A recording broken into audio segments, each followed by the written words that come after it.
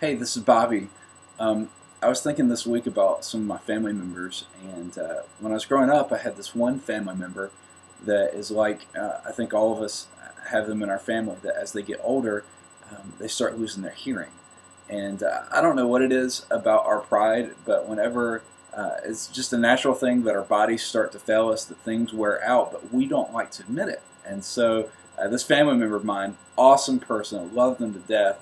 Uh, but they didn't want to admit the fact that they were losing their hearing. And because of that, they would have to overcompensate.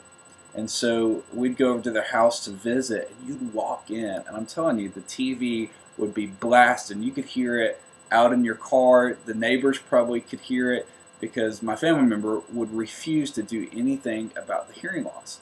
And anyway, it became sort of comical because once in a while you'd call, and when you'd call, you'd try to have a conversation, and no matter what you said, no matter how loudly you spoke, whatever you said just didn't translate correctly to them because they couldn't hear well. I've known several people like that.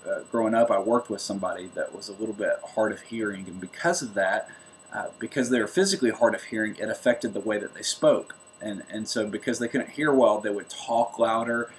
Sometimes they would talk over you.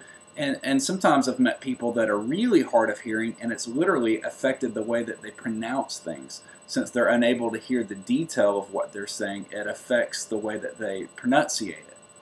And so here's what I want to challenge us with today. Just like when you can't hear well, it affects the way that you speak. The truth is, when we can't hear well spiritually, it affects the way that we speak and ultimately the way that we live. I think what happens over time, just like the older we get physically, our bodies begin to wear out. If we're not careful, the older we get, even spiritually, we get so busy with all of the noise around us that it causes us to lose our spiritual hearing. And we have so much input, we have so much noise coming our way that it becomes difficult for us to differentiate between the voice of God and the voice of culture, the voice of the world. It becomes hard for us to tell the whisper of God versus our own selfish desires. And if we're not careful, we'll lose our sense of hearing, and it will negatively impact the way that we live. Over and over again throughout the Gospels, whenever Jesus would teach, he would say, "He who has ears, let him hear." And so my prayer for you today, my prayer for myself today, is that we would be quick to listen to him. And it could be that today we need to turn off the distractions and say, "God, would you restore my hearing today?